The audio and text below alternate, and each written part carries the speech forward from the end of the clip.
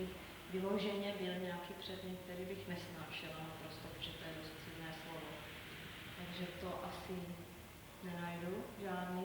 Snad bych mohla říct, že jsem neměla ráda moc chemii, ale zase jsme na chemii třídního učitele našeho, takže se to tak nějak trošku tím zmírnilo.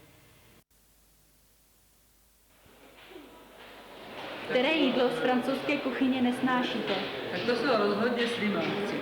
Ty nesnáším absolutně, protože ani jednak nejsem zvyklá a jednak ta syrovaného polostrová jídla masitá nemám ráda.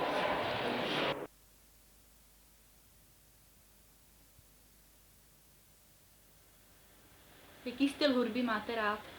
Nejraději country. Rok 70-85, písně mého mládí, Zelenáčí a podobně.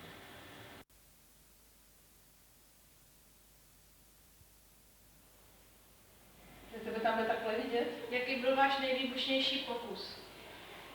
No, tak asi před 3 lety jsme se snažili vyrábět kyselinu pikrovou. Ta se provádí tak, že se nitruje fenol. To určitě všichni ze sexty vědí. No a když teda hoši nalívali nitrační směs na fenol, tak místo toho, aby to nalili opatrně a pěkně přelívali po kapkách, tak to tam nalili prudce, takže jim to vyprsklo, hoši se trošku poleptali, měli skvrny na obličeji, na rukách, no a do dneška je toho památka na stropě chemické laboratoře LH1. Pokud chcete vidět exkurze za patřičný vstupný, je k dispozici. Stačí?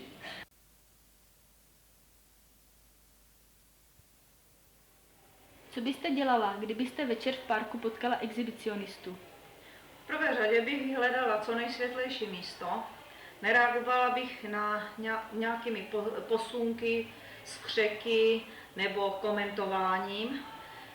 Rychle bych skoncentrovala mysl, jestli mám v kabelce třeba klíče, deštník, třeba i kapesní nůž, protože můžu usoudit, že exhibicionista může být v afektu a může být agresivní. Pak musím zvážit, jestli zvládnu se ubránit, protože nemá cenu mnohdy vůči těmto lidem utíkat a zaměřit se ho kopnout do příslušného místa, nejčastěji do čísel nebo do oblasti pohlavních orgánů. Dobře.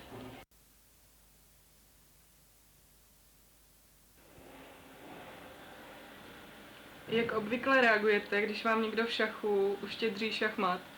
No, jako každý správný šachista většinou poznám, když mám partii prohranou, takže většinou se vzdávám včas předtím, než dostanu mat. No a pokud náhodou ten mat někdy dostanu, tak soupeři většinou poblahopřeji, ne, že bych začal plakat a většinou ani nezačnu prostě nadávat.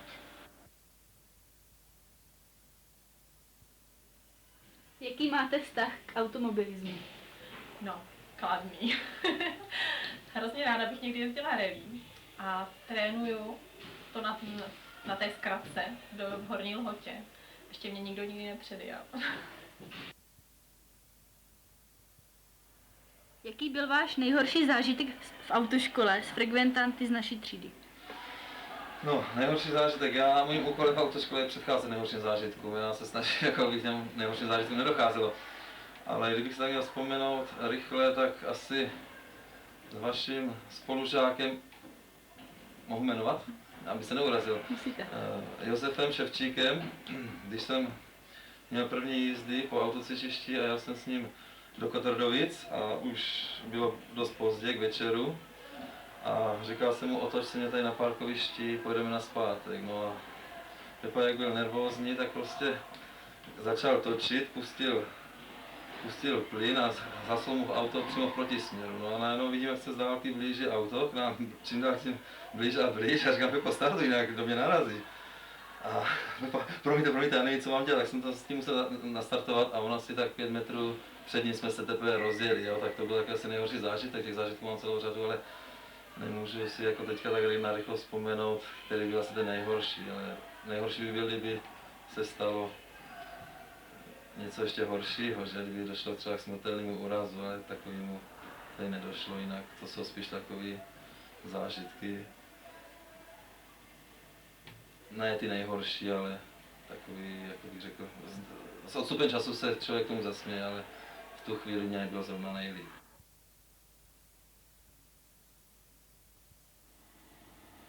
Jakou nejoriginálnější výmluvu jste kdy od žáka slyšela? Teď nevím, mám za úkol omluvu nebo výmluvu? Výmluvu. Výmluvu, dobře. Takže já omluvy, jak dobře víte, dělím na omluvy a výmluvy. Čili ty výmluvy jsou vždycky originální, ale na gymnáziu bych řekla, že nic tak originálního jsem neslyšela, ale na ekonomické škole, teď obchodní akademii, když jsem učila, tak tam se zásadně jeden student ze Křtin, když se vymlouval, tak odvolával na to, že odpoledne skládal uhlí a večer jim nešla elektrika.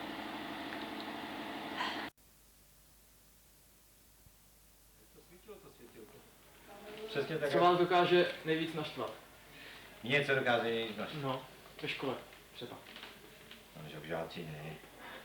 Žáci ne. Nejvíc mě naštve, když mi manželka připraví dobrou svačinu a já zjistím o velký přestávce, že ji nemá, že jsem ji zapomněl. To mě naštve. To už se mi stalo několikrát. A mimo školu?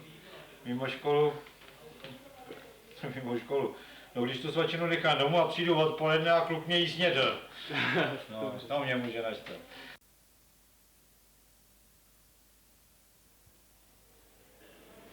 Co byste dělala, kdybyste vyhrála sportku i s jackpotem?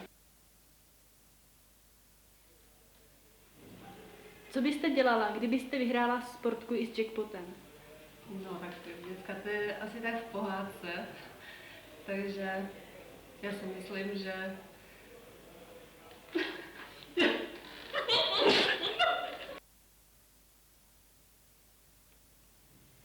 Co byste dělala, kdybyste vyhrála sportku i s jackpotem? no, tak bylo by to krásné, ale takové zázraky se nedějí. Takže i kdyby se taková pohádka přihodila, tak zřejmě moje velké přání je cestovat, takže bych jela kolem světa. Podívala bych se do zajímavých míst.